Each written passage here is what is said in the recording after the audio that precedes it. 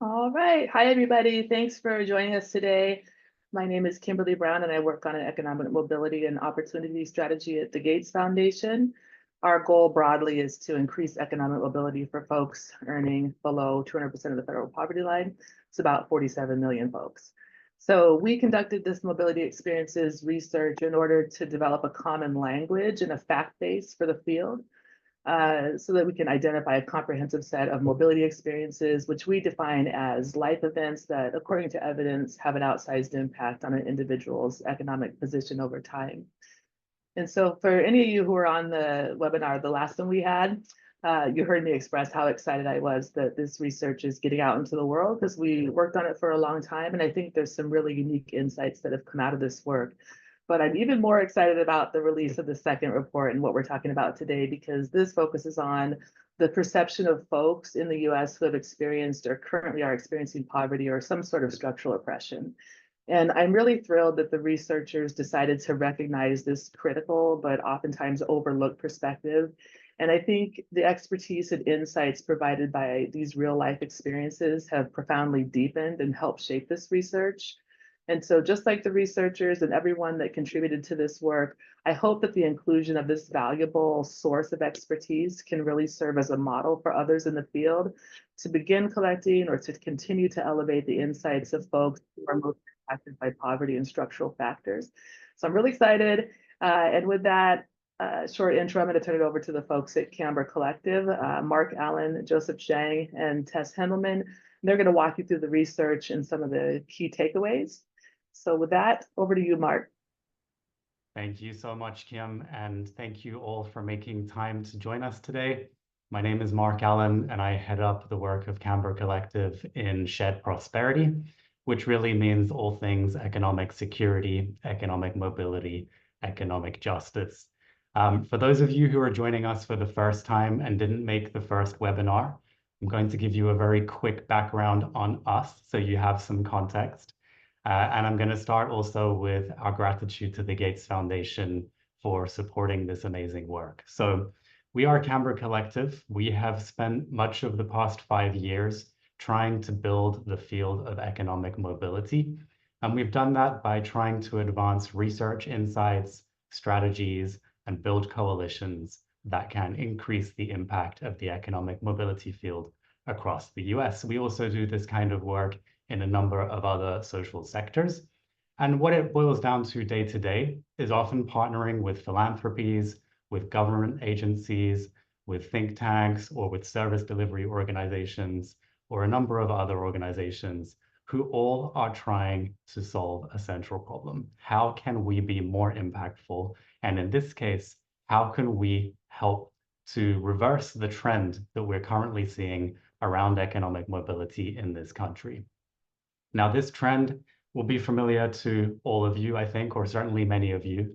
It is this downward curve that you're seeing, where over the last 7 or 8 decades, we've seen a huge decline in economic mobility in the US in absolute terms. And what that really means is that if you were born in the 1940s, you had around about a 90% chance of going on to do better than your parents did in terms of income. Whereas if you fast forward to the cohort of people born in the 1980s, like myself, the chances of doing better than your parents had plummeted to around about 50%. So that's a huge 45-point decline. And that is really what animates us every day in doing this work, is thinking about what the field needs to try to reverse that decline. Now, those of you who joined us for the first webinar will know that we introduced a few things that we learned in the mobility experiences research, chiefly that there are 28 mobility experiences with a proven outsized impact on lifetime income. And they fall broadly across 6 domains. So the domain of career progression, which includes experiences like obtaining a first full-time job that offers opportunity for advancement, the domain of community interactions, which looks at things like avoiding interaction with the criminal justice system or having access to stable housing. The domain of education, of course, which looks at things like pursuing and completing post-secondary education and the experience of graduating in a high-paying field. The domain of financial well-being, which includes experiences like owning a business or having financial inclusion support. Physical and mental health, which includes experiences like accessing mental and physical health care, having low exposure to adverse childhood experiences. And then finally, of course, the domain of social and familial relationships. This includes things like receiving mentorship during your adolescence.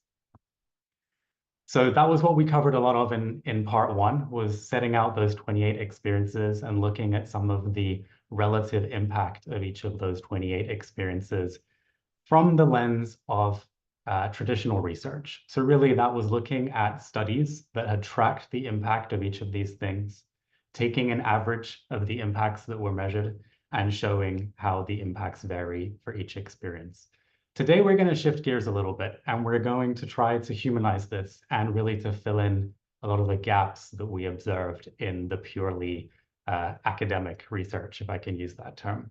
And so today we are sharing with you the results of a survey of 4,000 Americans, really looking at their perceptions of economic mobility generally, their beliefs about how attainable mobility is for them, and then really digging into the 28 mobility experiences, looking at which ones they seem to have most interest in, which ones have been most important in their own story of mobility, or in their own exclusion from mobility. And then looking at where they may have most appetite for support in accessing others of these mobility experiences. So that's what we're going to focus on today. It's going to be the lived experience angle, the human angle, all the gaps that you can't fill when you just look at traditional research studies. I'm excited to share that the fun doesn't end here. So in a few months, we're also going to be looking at the flow of dollars from federal government and from institutional philanthropy into each of the 28 experiences, looking at which ones might be underfunded, which ones perhaps could have even more impact if they had adequate funding, and just really painting the financial landscape of economic mobility. And then probably in early 2025, we'll also be presenting a model that we're developing in partnership with FutureEd, or rather FutureEd is developing with a little bit of support from us, which projects the impacts of cumulative multiple experiences, mobility experiences. So what that means is, rather than looking at one by one, what is the impact of each of these 28 experiences, what could be possible if we increased access to several of them at once for different groups of people? How would their life trajectory, their economic trajectory change as a result of that? Now, I've touched a little bit on the importance of lived experience. It does certainly fill gaps that we had observed earlier on in just looking at the quantitative data that we had. I always think of the actual definition of economic mobility itself as a good example of this. For years, those of us who were working in the economic mobility space really thought about economic mobility purely in terms of income and wealth.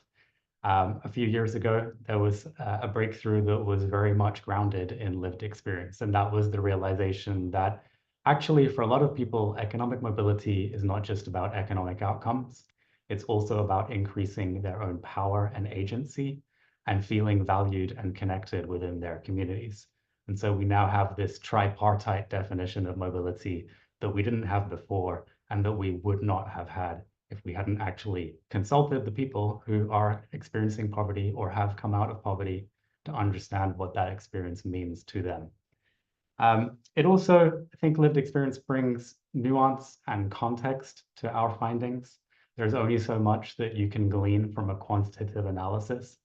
And so understanding often the why behind the what is something that drives us all the time, and that is very hard to do without really going to people directly, hearing their stories, hearing what has worked or hasn't worked for them, what they wish they'd had more or less of, and why.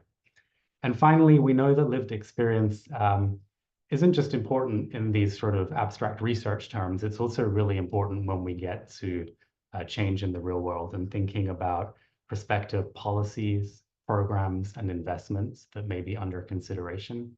and trying to predict, well, which ones are going to have most support, which ones are going to have broadest uptake, which ones are going to be most effective.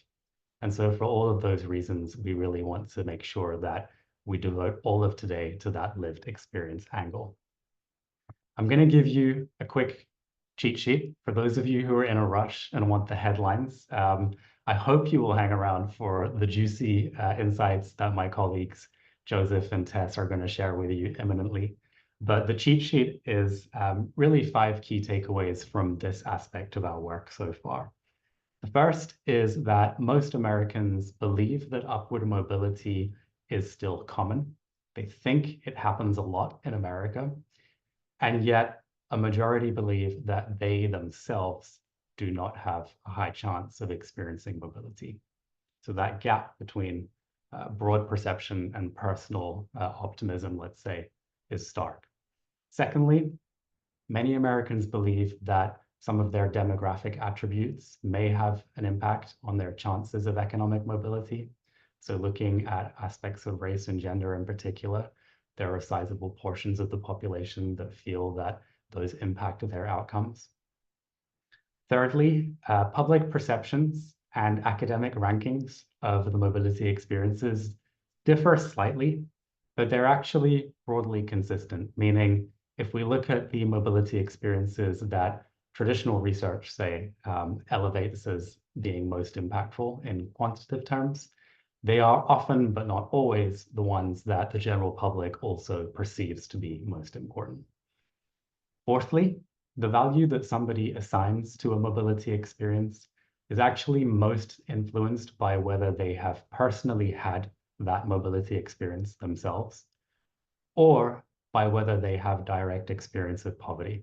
We see really interesting variations in the perceived impact of a mobility experience, depending on whether someone has had it and has the experience of poverty.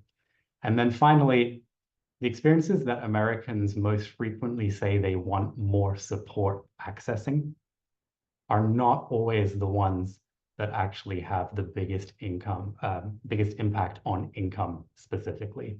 So I think there are some interesting meanings to that we can explore later today. Before I hand over to my colleague Joseph, we are going to share with you a video testimonial from one of our research participants, Ivory, who I think does a really good job in the 2.5 minutes she has here of emphasizing the richness that lived experience brings to the research that we do, and really ties together a number of those 28 mobility experiences that she either has had or has been deprived of, and some of the underlying structural factors that have determined the degree of access that she has to them. So with that, we'll get into the video, and then Joseph will share more.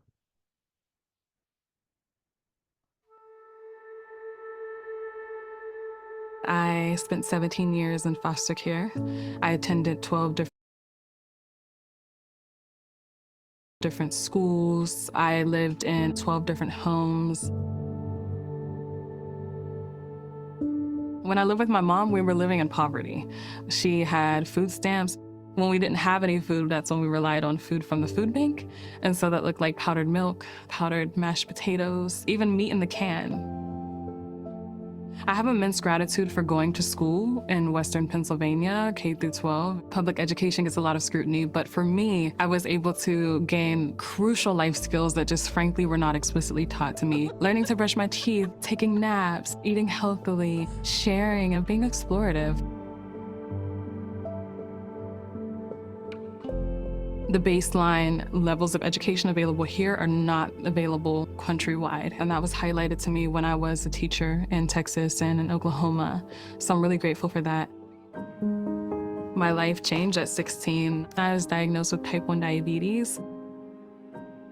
It is an incredibly expensive disease when in comparison to my peers who haven't had to spend money on chronic illness. They might have been able to save that money and get a down payment for a house or pay off their student loans. I ended up at the University of Pittsburgh for undergrad, where I have 2 degrees. I have a master's in education administration. The year that I graduated was the year that they allowed people who were in foster care to go to school for free. So I missed that. I knew that when I graduated, I needed a job that would provide me with health insurance. And I knew that teachers had health insurance. And so I taught 8th grade English, and I made $25,000. And then I escaped the classroom and coached teachers. And then they laid us off, about 400 of us. They gave us the axe. I lived off of my credit card last summer when I was laid off. And so anytime I had to pay for medicine, I just swiped that credit card and I had to just kind of disassociate. Fortunately, a few months later, I was able to get a job that has insurance. I supplement my income with additional jobs. I wish that I could just have one job and make enough money, but such is not the case. I do often think about how I feel that I have done everything right and it hasn't seemed to matter. Being a Black woman in America feels crazy. Because I am a Black woman who is living with a chronic illness and who has the disenfranchisement of being in the child welfare system for 17 years, it has slowed me down. I've made great investments in myself and in my life. At the same time, I have not seen the return on those investments yet. At its core, the American dream is just living your best life. And one of the ways that we can promote that for ourselves and others is through being inclusive of lived experiences. Intersectionality informs the reality of these systems. When we make things equitably, that is when we can get closer to having the American dream. That is when we get closer to everyone feeling liberated to be themselves.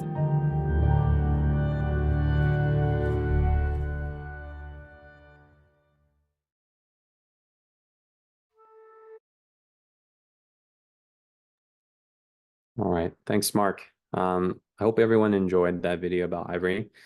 I think when we first saw these videos, we were very touched and just moved by how not only Ivory's story, but just the importance of lived experiences.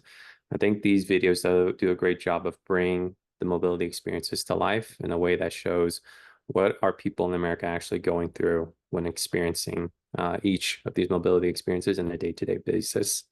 With that being said, I'm really excited to dive into the learnings from our 4,000 person nationwide survey.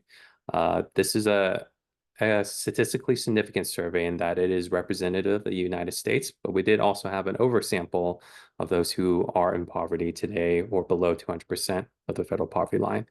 And I think the first most profound learning that we saw was that the majority of Americans, around 2/3, still believe that economic mobility is common.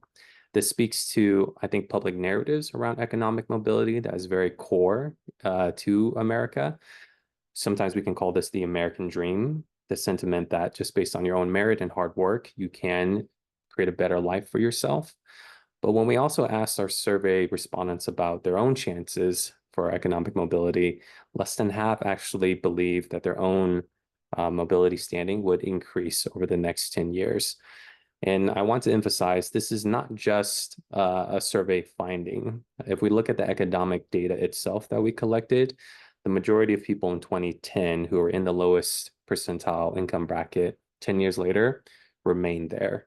So the reality is, although the American dream is still very much a narrative that we have in the United States, the economic data and people's perceptions of themselves speak otherwise. We thought that was a really important finding. The second learning that we found was that many people believe that their demographic characteristics, in particular here, their race and gender, affects their own chances for economic mobility. This was a sizable portion of the population. So for instance, 1 in 3 Black Americans believe that their race has a negative impact on economic mobility, and 1 in 4 women believe the same thing. This is definitely significant because if you look at the aggregate population as a whole, or if you look at their white or male counterparts, the majority of those people believe either their status or their characteristics have no impact or positive impact on their economic mobility. So from that, we know that these results are pretty significant. And once again, it's not just our survey respondents describing what they experience in their everyday lives. This is something that is also corroborated by data and wealth.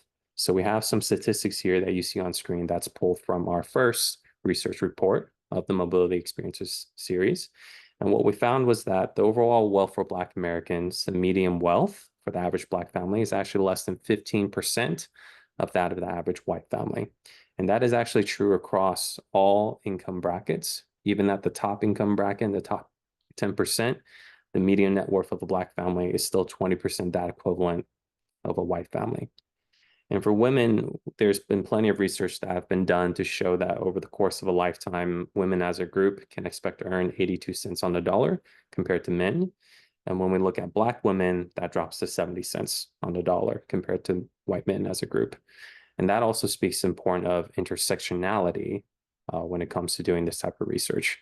And these are things that we would not have discovered without the lived experience research.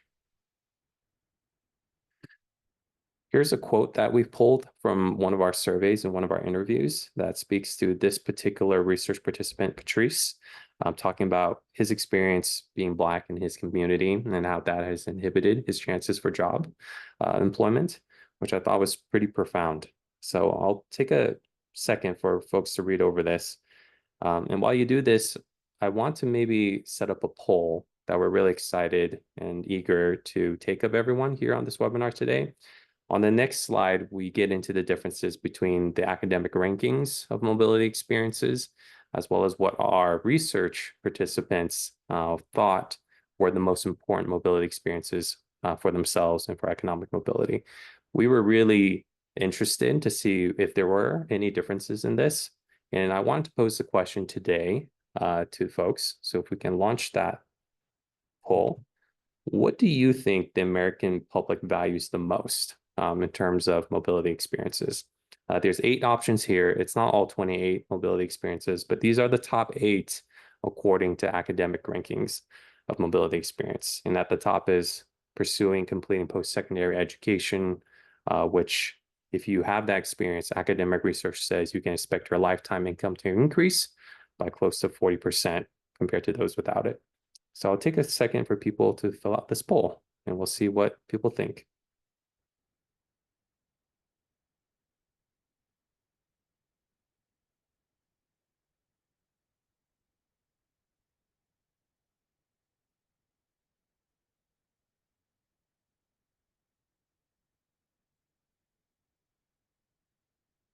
We'll probably give a few more seconds.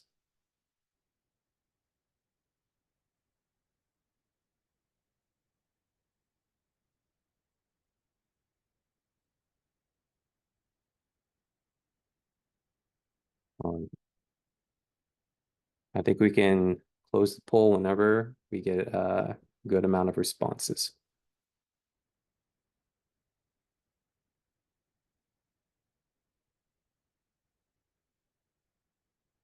Okay. I'm pretty sure everyone can see the results of the survey, but it looks like the one that people thought the American people value the most is graduating with a degree in a high-paying field of study. And the second one is obtaining a first full-time job with opportunities for advancement.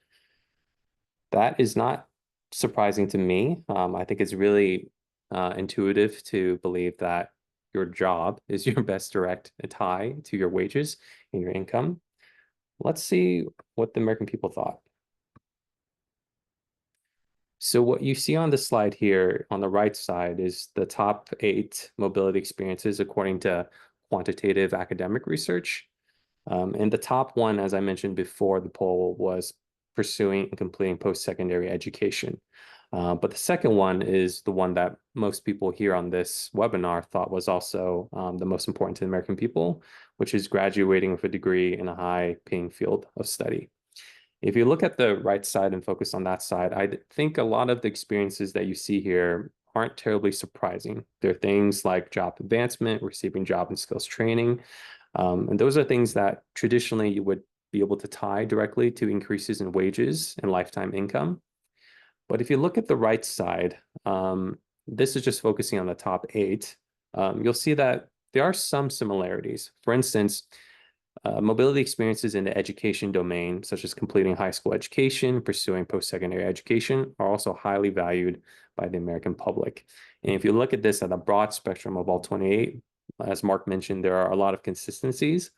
But if we zoom in into the top 8, you'll notice that a lot of the experiences that the American people value foremost are things like being able to afford rent and having a home stability, having access to health benefits, having access to adequate nutrition and a balanced diet, This was definitely something that stood out to us as researchers. And what we took away from that is that people value mobility experiences not for their immediate increased income, but also for stability, for autonomy, for community connections, for things that lead to a broader sense of what it means to be economically secure and mobile.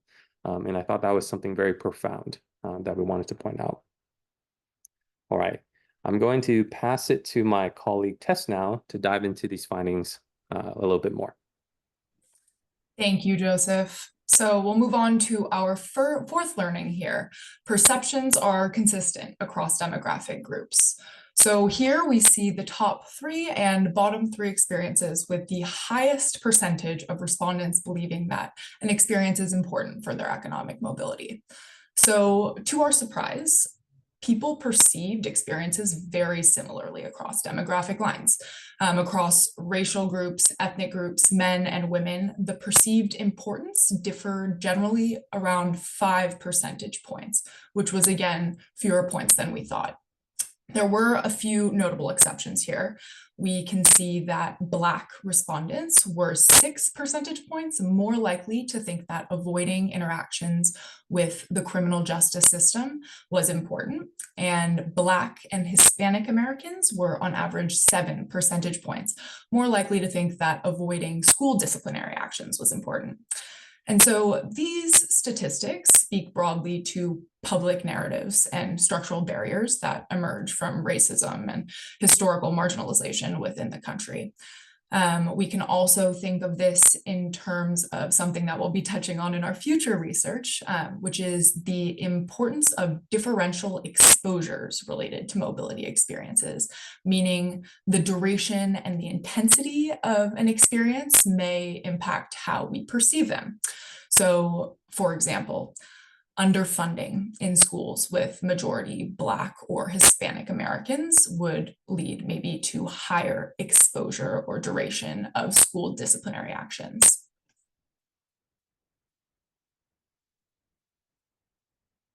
So our next learning here is that personal experiences affect perceptions the most. So if we think about the poll that my colleague Joseph just presented, I want you to think about how you answered and whether or not you have experienced that ME experience. So the likelihood is that you may have if you value that experience. We saw that those who have experienced a mobility factor versus those who have not lived through it perceive the importance differently.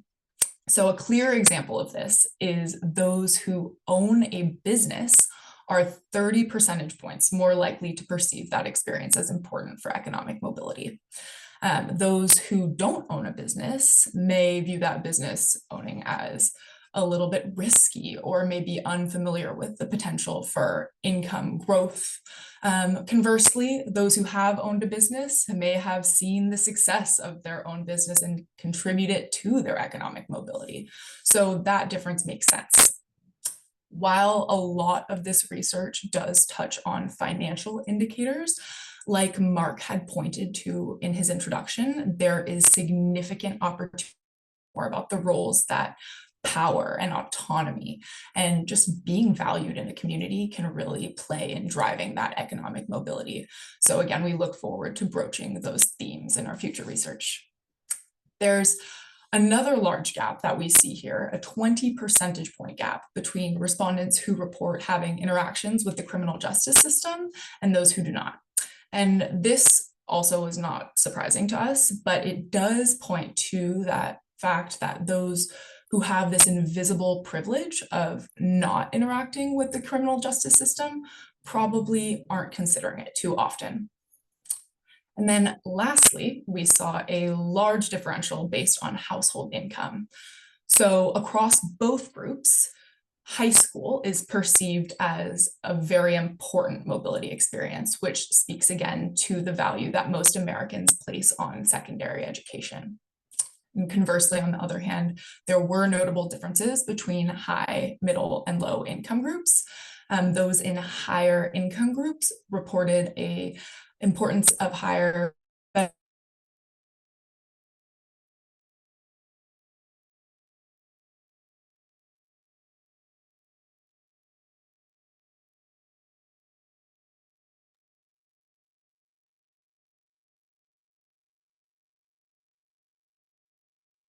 dealing with major family transitions like divorce. So again, these differences clearly affect and perceive, or these lived experiences affect how we perceive economic mobility. We also do think that those respondents who are in lower income brackets are less likely to report the importance of life experiences, not necessarily because they don't find them important, but simply because they wouldn't have access otherwise to the same opportunities as the respondents who earn the higher incomes. And we do know that Americans who are facing these vulnerabilities are often just one life experience away from falling into poverty. And indeed, a majority of Americans will experience poverty at some point in their lives, which again was why we oversampled for that demographic of Americans. And yet again, points to the fact that we need to highlight opportunities for investments informed by lived experiences that will shift these public narratives as to what works to drive that lifetime income growth.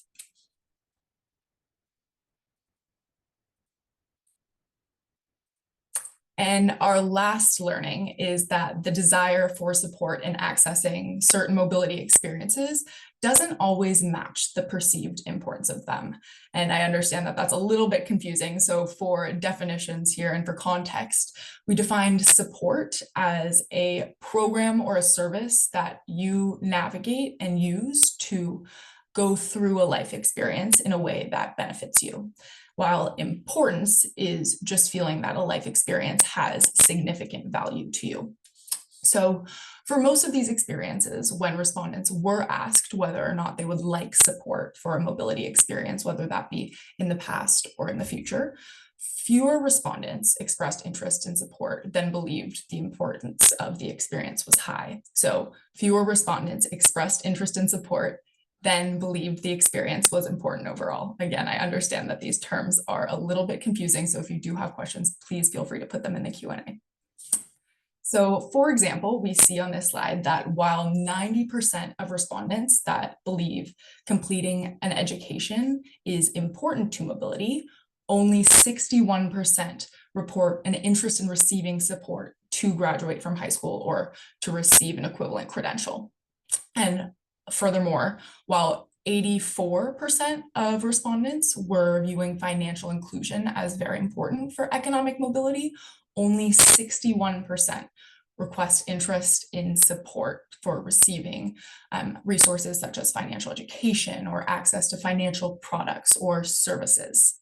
There are a variety of reasons for these discrepancies. Some people may already have adequate access to these resources, to support already, to interventions within these domains.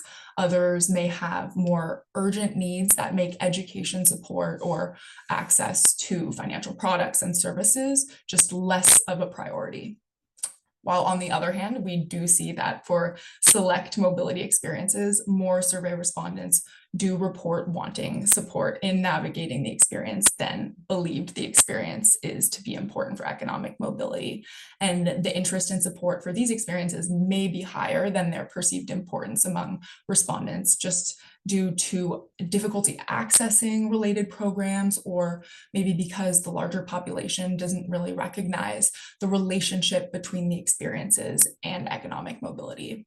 And yet again, this further affirms the need to both develop programs that are informed by lived experience and also pushes us again to redefine and continue defining economic mobility opportunity through the lens of lived experience and not solely terms of income and wealth.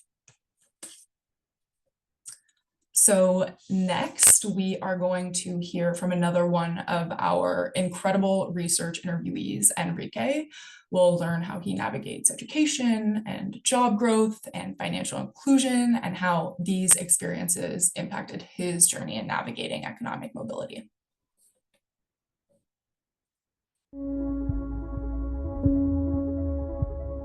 I am originally from El Salvador. We came to the US when I was 3 years old.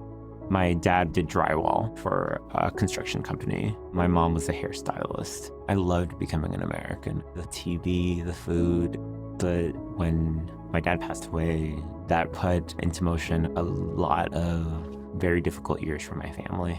My mom became the only breadwinner. If it wasn't for free or reduced lunch programs, it would have been a lot harder to have food on the table at the time. At home, it was really difficult, so I escaped to school. I was a drama kid. I did plays, I did improv club, after-school activity programs, played a real role in not only me growing and experimenting and meeting friends, but they really offered a sense of escape.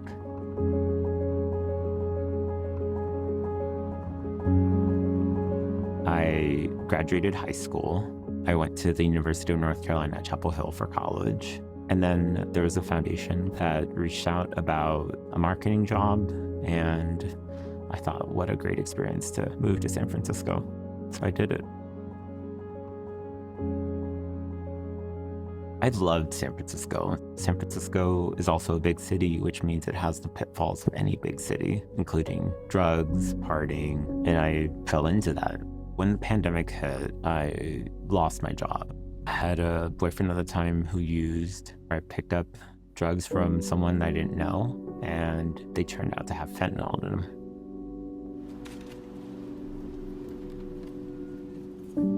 That moment of overdose ended up requiring almost 1.5 years of recovery. I'm so grateful to this day for San Francisco's public rehab program, because I wouldn't have been able to rehabilitate without the investment that that city made in me. 4 months into my recovery, a recruiter reached out to me. He said, there's this job, we think you'd be great for it. I applied, I was hired that week. And then when I started working, it just felt so right. At the tech company I work for, there are a lot of opportunities for growth. It offers robust health benefits, 401k, stock programs, but it also offers programs like Time to Give that lets us volunteer for the community and pays organizations when we volunteer, mental health benefits that have been spectacular. It's been a delight.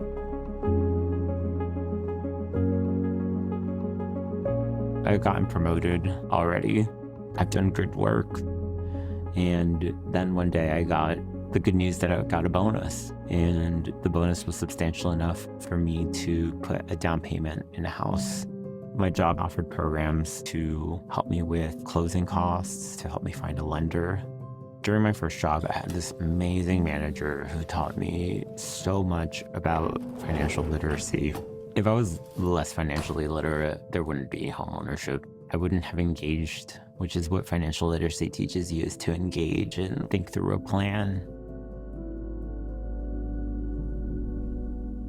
This house that I live in, that I own, it's given me a sense of stability, a sense of pride, because it's your place, and there's nothing better than having a place to call your own.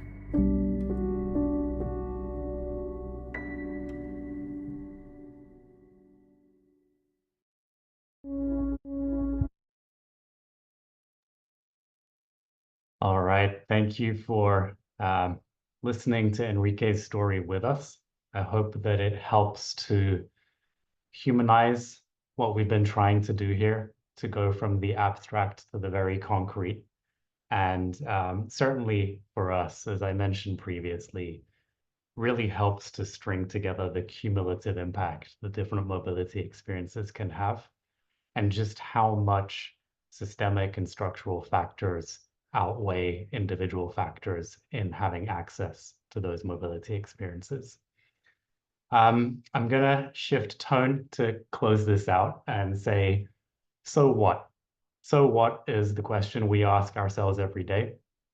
Because doing research is great, finding data is great, but where are we trying to go with this? Why do we think it matters? The first answer we have to that is that we are trying to support the development of this economic mobility field, which is still maturing. And one of the things we recognize is that while some of you may have always thought about your work in income or wealth building terms, many of you are advancing work that is critical to economic mobility, but perhaps is not measured in income or wealth outcomes. So I'm thinking about the folks that are working in housing, that are working in criminal justice, that are working in health, and a number of other areas as well. And our hope is that the mobility experiences framework is a frame that you see yourselves in, that you see your work in, and that we might yet find opportunities moving forward to build bridges between the mainstream economic mobility space and all of these individual vertical issue areas that are so important to economic mobility as well. So hopefully that's something we're starting to do with this work. I think secondly, we are really trying to strengthen and to diversify the evidence base that the economic mobility field has access to. So thinking about these different types of data that can inform analysis and really filling in these gaps. Up until a few years ago, we had such little knowledge empirically about what most impacts economic mobility. And it's been incredible over the last 4 or 5 years to see work coming from places like Opportunity Insights, like Results for America, like the Eviction Lab, and many, many other stakeholders across the country who are bringing their piece to the data pie. I hope that this is us bringing our piece also. And then finally, where we're most excited is that we're pretty close now to shifting gears from research into action. And so we do have some funding available to provide free technical and strategic assistance to a number of organizations starting in Q4 of this year and then going into Q1 and Q2 of 2025. So I want to talk to you a little bit about this. If you are a funder, if you are a service delivery organization that's serving populations directly, if you are a local decision maker, be it in local government or in a place-based foundation, or if you are a narrative change maker and you're trying to shift the conversation generally around economic mobility, we are particularly interested in trying to support you if you have interest in what this mobility experiences work might mean for you.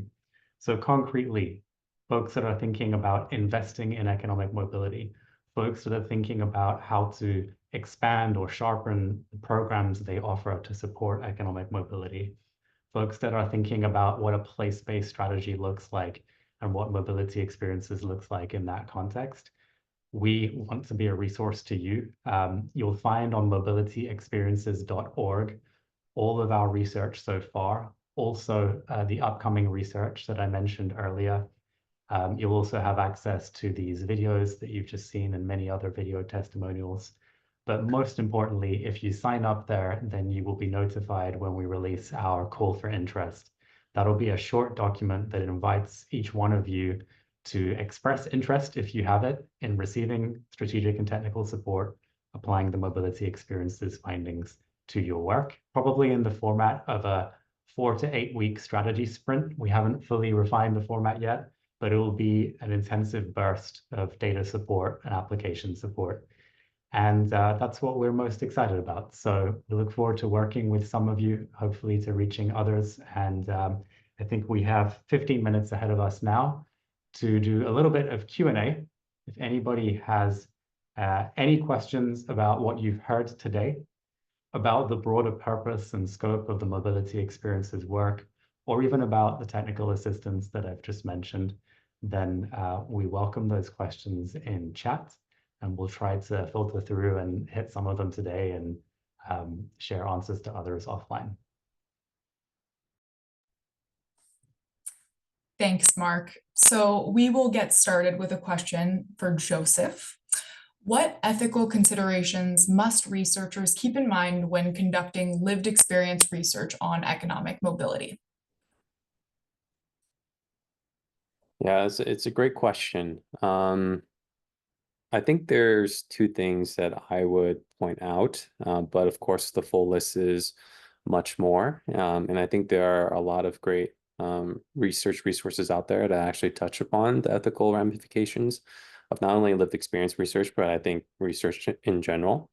But I think the two that we definitely kept in mind is one, to not make assumptions of certain groups of the population, to really keep things as a wide range, and to allow the people who have lived experiences speak for their own experiences themselves. And that can show up in a lot of different ways. One is like, if you're asking questions, how do you word the questions, right? How do you make sure that you do not bias your own beliefs within those questions? I think that's something researchers go through a lot. And then the second thing that it kind of speaks to the reason why we oversampled for those who are experiencing poverty in our survey, which is you have to make sure that one, you do both breadth and depth when it comes to lived experiences. So one, getting a broad understanding of how people are feeling in their lived experiences, but also going really deep into each individual's experience. And that is also why, in addition to the 4,000 person survey across the country, we also did over 20 hours of interviews with particular experiences, with particular people to hear their experiences. Yeah, and that's just touching the surface of the question. Thank you, Joseph. I'll pass this to Mark. What are some examples of policies or programs that have been influenced by lived experience research? Universal basic income, I think, is the one that immediately springs to mind. Child tax credit and work around those things. I could go on, but I think those are two more recent examples of policies that have been shown to have broad support across the demographic, economic, even political spectrum to some degree, and that are very much informed by the lived experiences that were captured when those programs were trialed in different forms. A lot of what we've heard on universal income has actually served to undo some of the harmful assumptions and narratives that were previously associated with that kind of program. Similarly, with the child tax credit, I think the vivid accounts that we heard across the country from large batches of survey respondents and research respondents about what tax credits have done for them, particularly through the pandemic, has really helped to preserve that policy as something that is continuing to be discussed and may yet be scaled and revived in a different way in the future. Thanks, Mark. And to clarify, for those who are asking, this presentation will be available on our website, mobilityexperiences.org, following the webinar. So I will redefine support for an experience, as someone asked. So again, interest in support was described as being interested in a program or a service to help an individual navigate the life experience in a way that benefits them.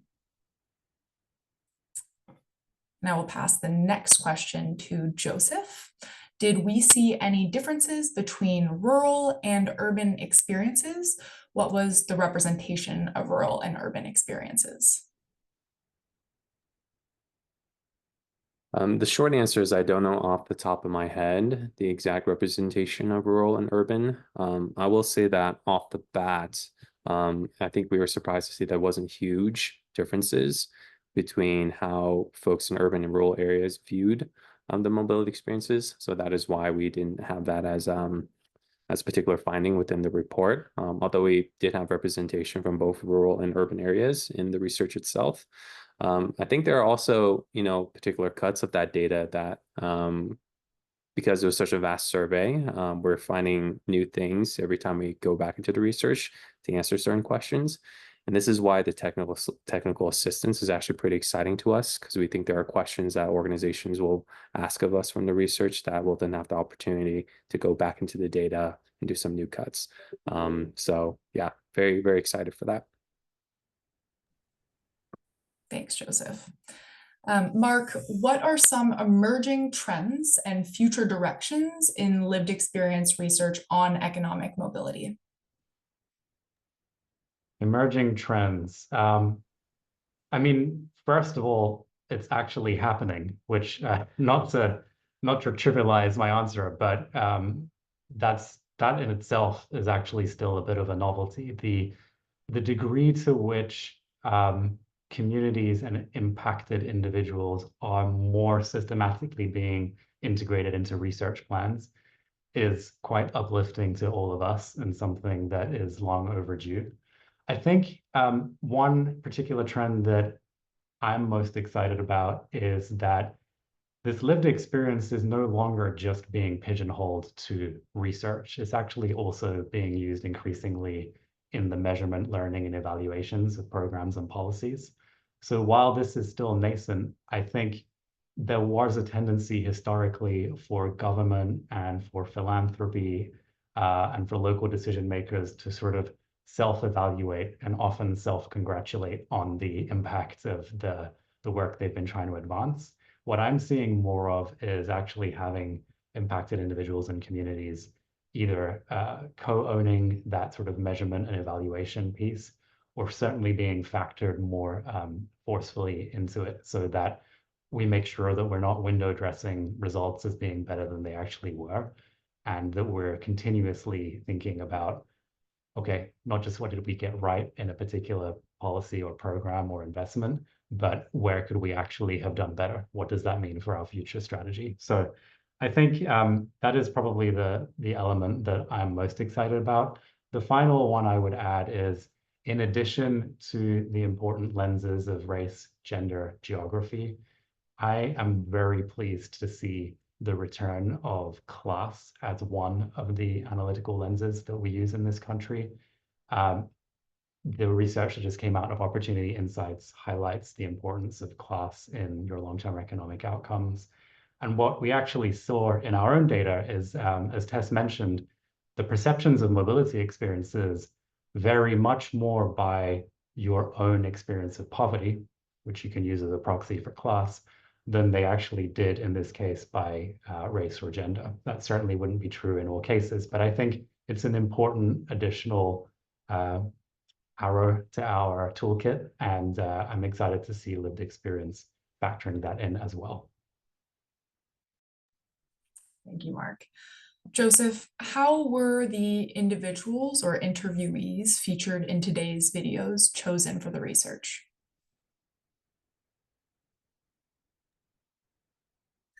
So there were, I believe, over 20 interviewees in total that we conducted. The original sample was from the research survey respondents themselves, just to be consistent, right, to dive in more into their survey answers. The ones that were featured in the video today were also selected also through the video producers that we hired to do the videos as well. But they were selected also for their distinct experiences with these mobility experiences. And that is why in the video you see them highlighting a lot of different experiences. We tried to anchor with individuals who had experiences that covered many of the 20 mobility experiences. Another factor was also diversity. So they come from all different parts of the country. If you go to the Mobility Experiences website, you'll see that diversity, not only gender, race, geography, but all of that. Yeah. Thanks, Joseph. Mark, traditional economic development tends to center the experiences of employers and firms. Is there any effort to share lived experience research and economic mobility best practices with HR and employer firms? If so, how is it being received? I actually think that might be something Kim might have some thoughts on. Certainly, from our vantage point, there's no doubt that there's evolution. I think there's the economic development angle, and then there's the employer angle, and those two things are not always the same space. So I can speak to the economic development one, which is to say that I think these experiences are being factored more forcefully, and in the work that we're able to access day to day at Canberra, we're seeing a lot more curiosity for how mobility experiences tie into employment, and then how employment ties into sort of local economic planning. I can go into more detail, but I'm going to make space for Kim in case there's anything specifically on the employer front that you'd like to speak to. Thanks, and thanks for the great presentation. I just really enjoyed listening to y'all summarize that stuff. I think a couple of things have happened within our strategy that are relevant to the question. One is that we've grounded a lot of our portfolio and the approaches in the mobility experiences. And so some of the investments that we make target those directly, and a lot of those investments have to do with businesses and job quality. And then I think the other is that the job quality definition that we're trying to put forth and to really socialize among employers incorporates what I think is an important theme from this research, that it's not all about economic factors. And I'm not to say that that's not super important. What you get paid is super important, and I never want to stray from that. But there are other factors that folks value in their jobs. And I think that might be a message that we're sending in a compelling way, not to say that businesses can get away with not supporting people economically, but that there are other things they can factor into. So those are the two things I'd highlight.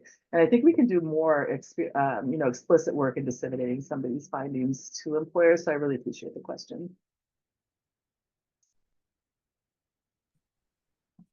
Thanks, Kim.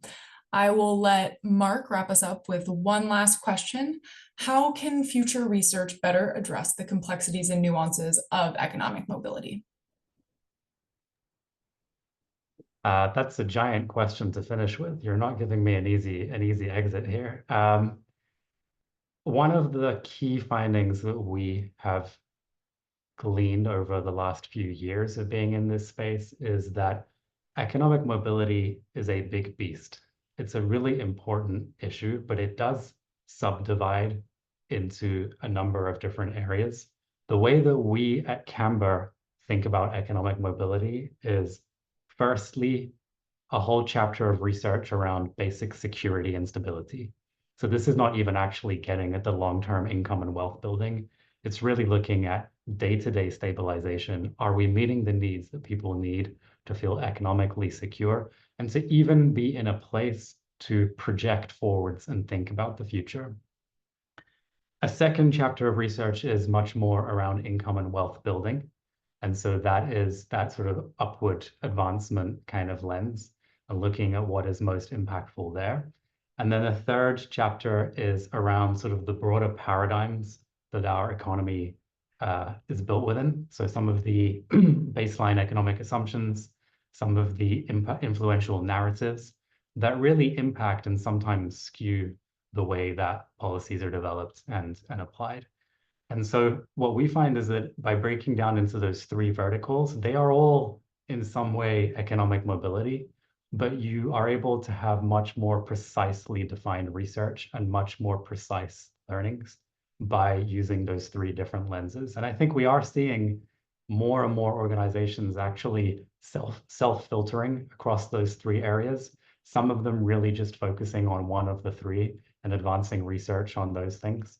So the Eviction Lab would be a great example of something that is really focusing on economic security first and foremost, versus others that are really thinking about, okay, how can I maybe be impactful across two of these areas? So I think about funders like the Families and Workers Fund, for example, that yes, does some work on basic security, but is also looking at that upward trajectory. So I think that precision helps to make sure that the research is always precise, that the scope is clear, and that it is actually actionable and doesn't end up spitting out findings that are a little bit too generic to be taken up by anybody. I can continue and write a whole essay on this, so look forward to doing that with whoever asked the question. But I am going to close this out. I want to thank you all one last time, for your interest in this work. I hope the Mobility Experiences findings energize you and inspire you in some way. And more than anything, I hope you'll sign up at mobilityexperiences.org and let us know if you have interest in carrying some of this work into your efforts in the future. Thanks again.